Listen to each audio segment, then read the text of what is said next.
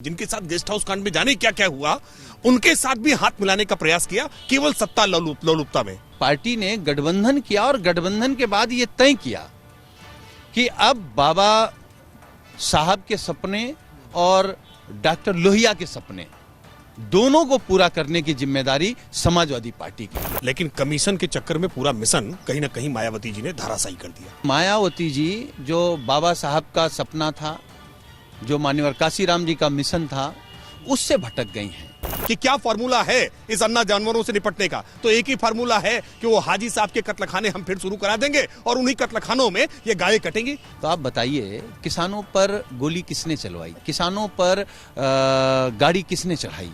वो क्या अभी इनके मंत्री नहीं है? ये भेदभाव होता था जब गायत्री मंत्र का जाप करने लगते थे, गायत्री प्रजापति का नाम आते ही FIR लिखाने तक के लिए सुप्रीम कोर्ट जाना पड़ता था। ये बात छुपी है किसी से क्या? वरना पहले तो सारी सड़कें केवल 5 VIP जिले थे। कन्नौज में बनेगी, इटावा में बनेगी, मैनपुरी में बनेगी, अमेठी में बनेगी और रायबरेली में बनेगी, और वो रामपुर वाले चचा के यहाँ रामपुर में बनेगी। सोचिए, 75 जिलों में 54 जिले ऐसे थे जिनको मुख्यालय से 4 लेन से जोड़ दिया गया था। अखिलेश यादव जी के लिए प्रायोरिटी उनका सैफई था, तो लखनऊ से सैफई आने जाने में कोई दिक्कत ना हो, इसलिए वो एक्सप्रेसवे के पक्षधर थे। माननीय प्रधानमंत्री जी बुंदेलखंड का उद्घाटन करके जाते हैं एक्सप्रेसवे का, उसके दूसरे दिन टूट जाती है।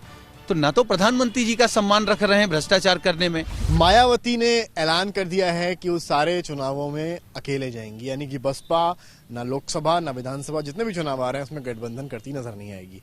इसको लेकर बीजेपी और सपा क्या सोचती है वो आज हम जानेंगे, क्योंकि आज प्लेटफॉर्म पर हमारे समाजवादी पार्टी के नेता और बीजेपी के नेता राकेश त्रिपाठी और सुनील साजन एक साथ मौजूद हैं।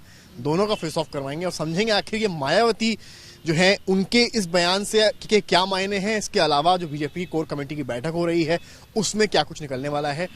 पहला सवाल मैं लूंगा राकेश त्रिपाठी जी से। राकेश जी, बहुत स्वागत है आपका। आज मायावती ने कल एक बयान दिया है और उन्होंने कहा है कि हम ये चुनाव अकेले लड़ेंगे, लोकसभा का हो चाहे आने वाले जो विधानसभा के अन्य राज्यों में चुनाव है, छत्तीसगढ़ में है, मध्य प्रदेश में है। क्या मानते हैं कि लोकसभा वाला बयान, बड़ी चर्चा थी कि शायद बीजेपी के साथ मायावती आ सकती हैं, क्या कुछ अनबन हो गई? देखिए, कांसीराम जी ने बहुत परिश्रम करके एक मिशन को आगे बढ़ाने का काम किया था, लेकिन कमीशन के चक्कर में पूरा मिशन कहीं ना कहीं मायावती जी ने धराशायी कर दिया। संस्थापक सदस्य एक एक करके बहुजन समाज पार्टी छोड़ करके बाहर हो गए और मायावती जी ने अपने चिर परिचित जो सबसे पुराने, जिनके साथ गेस्ट हाउस कांड में जाने क्या क्या हुआ, उनके साथ भी हाथ मिलाने का प्रयास किया केवल सत्ता लोलुपता में।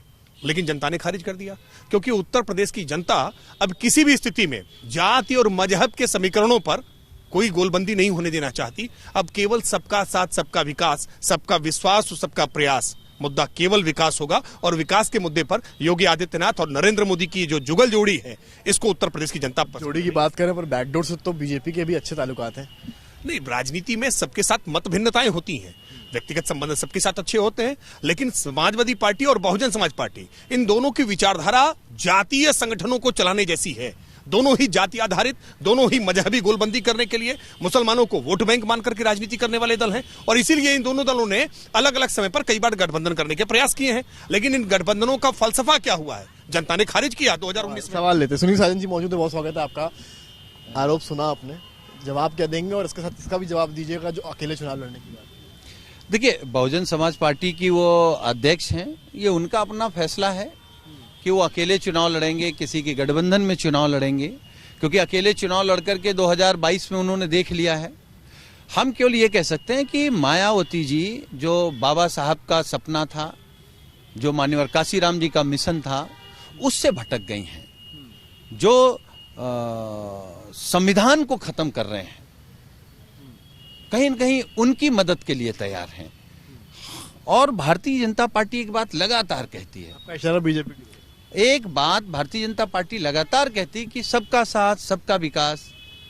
देखिए, यही धोखा है, सबका साथ सबका विकास कह करके पिछड़ों का हक छीन लो, दलितों का हक छीन लो, और कहते हैं कि हम लोगों कहते हैं कि हम जातिवादी हैं।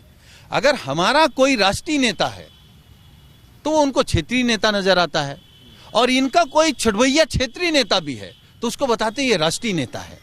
तो यही सोच है जो पिछड़े और दलितों के खिलाफ इनकी सोच है, उसी खिलाफ तो लड़ाई। हमारी लड़ाई सामाजिक न्याय की है, हमारी लड़ाई संविधान बचाने की है, हमारी लड़ाई है किसान की मदद हो, हमारी लड़ाई है कि सामाजिक समाज के अंतिम व्यक्ति को फायदा हो। और गठबंधन तो आपने भी किया था ना मायावती जी के साथ। नहीं तो हम तो कह रहे हैं, हम तो सम्मान करते हैं मायावती जी का। और समाजवादी पार्टी ने गठबंधन किया और गठबंधन के बाद ये तय किया कि अब बाबा साहब के सपने और डॉक्टर लोहिया के सपने दोनों को पूरा करने की जिम्मेदारी समाजवादी पार्टी की है। संविधान खतरे में है। नहीं, बड़ा आश्चर्य होता है, कहते हैं कि किसानों के साथ हम हैं। अरे भाई, गन्ना किसानों का मूल्य भुगतान 92,000 करोड़ रुपए समाजवादी पार्टी की सरकार में, और मायावती जी ने 45,000 करोड़ रुपए, 17 चीनी मिले मायावती जी बेच रही थी, 3 चीनी मिले सपा सरकार में बंद हुई है। भारतीय जनता पार्टी 1,80,000 करोड़ रुपए गन्ना मूल्य भुगतान करने का काम करती है। दोनों का मिला लिया जाए तो 10 वर्षों से ज्यादा गन्ना मूल्य भुगतान केवल 5 वर्ष में योगी आदित्यनाथ करते हैं। फिर उसके बाद भी कोई कहे कि हम किसानों के हमदर्द हैं, कैसे माना जाए? 86 लाख किसानों का 36,000 करोड़ रुपए का कर्ज माफ करने का काम योगी आदित्यनाथ करते हैं। किसानों के खाते में 6,000 रुपए की राशि प्रधानमंत्री नरेंद्र मोदी भेजते हैं, तो किसानों का खैरख्वाह कौन हुआ? गरीबों की बात कर रहे हैं। 17,000 प्रधानमंत्री आवास के केवल स्वीकृति समाजवादी पार्टी देती है, और 43 लाख आवास प्रधानमंत्री के 5 वर्ष में योगी आदित्यनाथ जी बना करके दे देते हैं गांव गरीबों को। तो गरीबों के साथ कौन खड़ा है, किसानों के साथ कौन खड़ा है, ये आंकड़ों की जुबानी, ये जन जन को मालूम। पर अन्ना किसान की समस्या तो अभी भी बनी हुई है। देखिए, अन्ना किसान की समस्या निश्चित तौर पर हम उसको कभी इग्नोर नहीं करते, हम खारिज नहीं करते हैं। और ये कोई आज पैदा हो गई है, योगी आदित्यनाथ शासन में पैदा हो गई, ऐसा नहीं है। बुंदेलखंड में बहुत लंबे समय से अन्ना मवेशियों की समस्या किसानों के लिए हमेशा खड़ी रही है। लेकिन गौशालाएं बनाने की जिम्मेदारी पिछली सरकार रखी है। भारतीय जनता पार्टी की सरकार बनने के बाद हमने गौशालाओं का बड़े पैमाने पर ब्लॉक स्तर पर निर्माण करना प्रारंभ किया है। बड़ी संख्या में हमने लाया है। हम बार बार कहते हैं कि हर काम सरकार की जिम्मेदारी पर छोड़ेंगे तो समाधान नहीं होगा। ये समाज की सबकी मिलकर जिम्मेदारी है। सरकार सहयोगी के रूप में साथ खड़ी होगी। ये जानवर हमारे हैं, और जो गोपालकों के साथ होने का, उन जातियों के साथ होने का दावा करते हैं, वो सबसे ज्यादा अवैध कत्लखाने चलते थे। गायों को कत्लखानों में भेज दीजिए, यही एकमात्र समाधान था। आज भी आप सपा से पूछिए कि क्या फॉर्मूला है इस अन्ना जानवरों से निपटने का, तो एक ही फार्मूला है कि वो हाजी साहब के कत्लखाने हम फिर शुरू करा देंगे, और उन्हीं कत्लखानों में ये गायें कटेंगी। भारत की धरती पर ये स्वीकार नहीं हो सकता। आरोप जवाब चाहिए। देखिए, मैं केवल ये कहूंगा कि बीजेपी के नेता ने ये तो गिना दिया कि हमने गन्ना भुगतान कितने किए, लेकिन गन्ने का कितना बकाया है इस पर बात नहीं करते।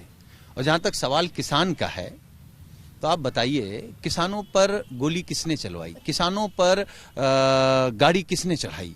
वो क्या अभी इनके मंत्री नहीं हैं? उसके खिलाफ नहीं बोल सकते। किसानों को दिन दहाड़े मार देना, गाड़ी चढ़ा देना, ये किसान हित है। और जहां तक ये बात कर रहे हैं अन्ना जानवरों की, तो समाजवादी पार्टी ने कहा कि आप गौशाला बनाओ, लेकिन गौशाला के नाम पे जो भ्रष्टाचार कर रहे हैं, भूसा खाए जा रहे हैं भारतीय जनता पार्टी। इन्होंने ये भी कहा कि पिछली सरकारों में गौशाले नहीं बने।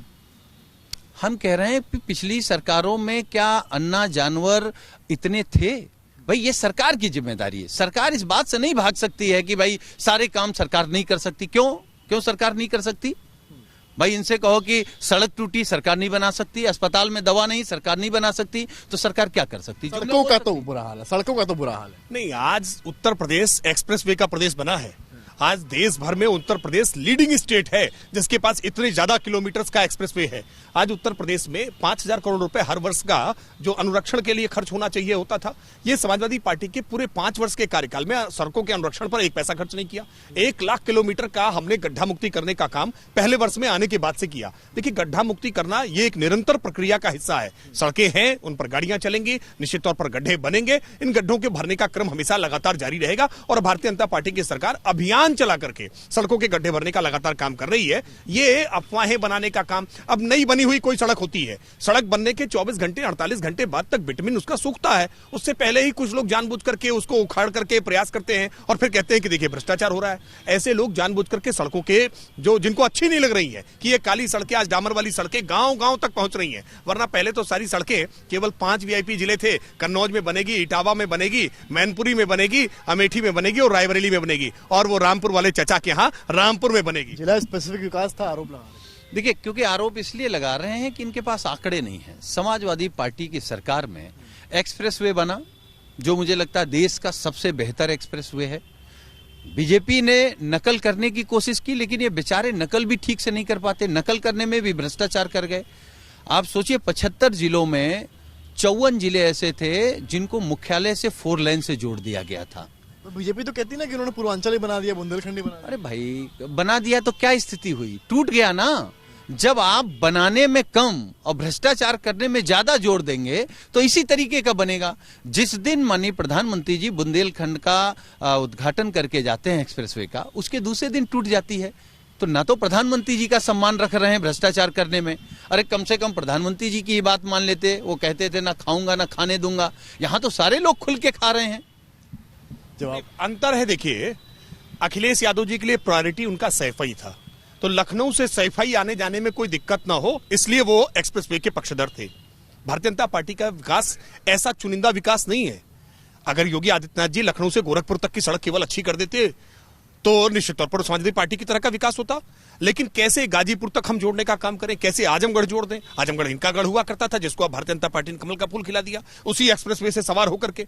भारतीय जनता पार्टी चुनिंदा विकास नहीं, समावेशी विकास के पक्षधर रहती है, समग्र विकास के पक्षधर रहती है। सहारनपुर से लेकर के सोनभद्र तक और मिर्जापुर से लेकर के मुरादाबाद तक पूरा उत्तर प्रदेश एक तरह से दिखाई पड़े। सब जगह बिजली पहुंचे, सब जगह सड़कें पहुंचे, सब जगह पेयजल मिले, और सबसे ज्यादा जरूरी कि भयमुक्त समाज हो। और इसीलिए बाबा का बुलडोजर आज राजस्थान के अशोक गहलोत सरकार भी उसको चलवा रही है। आज ऑस्ट्रेलिया तक में उसकी चर्चा हो रही है, जहां से अखिलेश जी पढ़ के आए हैं। ये योगी आदित्यनाथ सरकार का इकबाल है, जहां हमने कानून व्यवस्था को बुलंद किया है। वरना माफियाओं अपराधियों को बचाने वाले अखिलेश जी अभी भी जेल तक जा रहे हैं, जेल यात्रा आपको कर रहे हैं। अब पूछ लीजिएगा इनसे कि अगली जेल कौन सी जा रहे हैं, किस जेल की तरफ रुख है उनका। चुनावी वर्सेस समावेशी और बुलडोजर। देखिए, हम फिर एक बात कहेंगे। एक लगातार कह रहे हैं कि 4-5 जिलों में विकास होता था। हम कह रहे हैं कि 54 जिलों को, मुख्यालयों को 4 लाइन से जोड़ दिया। वो क्या 4-5 जिले हैं? बिजली उत्पादन पे काम किया, ठीक, आईटी हब बनाया, बड़े हॉस्पिटल बनाए, अच्छे स्कूल बनाए, विश्वविद्यालय बनाया। आप इनसे पूछे कितने विश्वविद्यालय बनाए, आप इनसे पूछे कितने मेडिकल कॉलेज बनाए। मेडिकल कॉलेज के नाम पे जानते हैं क्या किया इन्होंने? जिला अस्पताल को कागजों पे मेडिकल कॉलेज बना दिया। डॉक्टर मिलेगा नहीं, दवा मिलेगी नहीं। इनके स्वास्थ्य मंत्री हैं, वो बेचारे बड़ी मेहनत कर रहे हैं, बड़ी जांच करते हैं, फर्जी दवा पकड़ते हैं, डॉक्टर के खिलाफ कार्रवाई करते हैं, अधिकारी के खिलाफ बयान देते हैं। लेकिन हो क्या रहा है? वो तो क्योंकि संविदा पर हैं, उनकी कोई सुन नहीं रहा है। उनका प्रयास अच्छा है, लेकिन रिजल्ट, क्योंकि मानसिकता भारतीय जनता पार्टी की ऐसी है कि जो भ्रष्टाचार करेगा उसको ये मदद करते हैं, उसका संरक्षण करते हैं। ये लॉ एंड ऑर्डर की भी बात कर रहे हैं। हाँ, तो बताएं ना भाई, कानून व्यवस्था अगर आपकी ठीक है तो भारतीय जनता पार्टी के लोग बेटियों की आबरू कैसे लूट पा रहे हैं? कैसे हर बड़ी घटना के पीछे बीजेपी के नेताओं का नाम आ जाता है? क्या उनके यहाँ बुलडोजर चल रहा है क्या? हम कह रहे हैं अगर बुलडोजर भी चल रहा है तो विपक्ष को देख के चल रहा है, जो आपके साथ नहीं है उसको देख करके चल रहा है। क्या बुलडोजर टेनी के घर लखीमपुर गया क्या? क्या बुलडोजर इनके जो विधायक और सांसद हैं उनके खिलाफ गया क्या? किसी भारतीय जनता पार्टी के नेता का घर गिरा क्या? जैसा कि आपने कहा कि विकास जिला स्पेसिफिक है, तो क्या बुलडोजर भी व्यक्ति विशेष स्पेसिफिक हो रहा है? नहीं, देखिए, बार बार ये केंद्रीय गृह राज्य मंत्री का नाम लेते हैं। भारत के इतिहास में कोई एक नाम बताइएगा जहां केंद्रीय गृह राज्य मंत्री उनके बेटे को कहीं जेल की सलाखों के पीछे भेज दिया गया हो।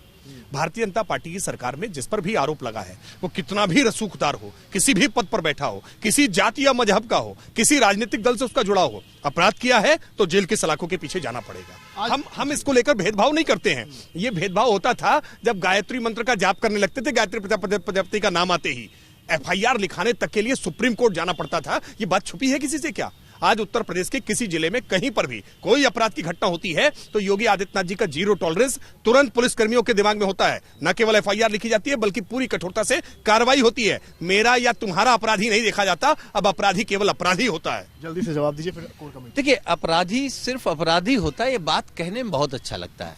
अगर आप एफिडेविट निकाल लीजिए भारतीय जनता पार्टी के, तो इनके 80% जो मंत्री हैं उन पर कितने मुकदमे हैं, इनके विधायक, इनके सांसद।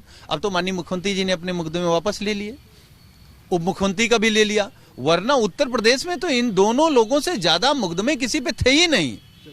एक कोर कमेटी की बैठक है, इस पर भी चर्चा होनी चाहिए। 2 दिन का है, पीएम रोड शो भी निकाल रहे हैं, क्या क्या चाहे? सुनने में तो आ रहा संगठन में भी काफी बदलाव होते हैं। एक बात तो केवल इनके मुकदमों वाली बात का जवाब दे दूं, मुकदमे उन पर होंगे जो जनता की आवाज के लिए सड़कों पर उतरेंगे, जो बिजली के लिए, सड़क के लिए, पानी के लिए, भ्रष्टाचार के लिए, कानून व्यवस्था के लिए। योगी आदित्यनाथ जी आंदोलन करते थे, केशव मौर्य जी आंदोलन करते थे, भारतीय जनता पार्टी के कार्यकर्ताओं पर आंदोलन के मुकदमे हैं समाजवादी पार्टी के कार्यकाल में, और इनमें हिम्मत नहीं है।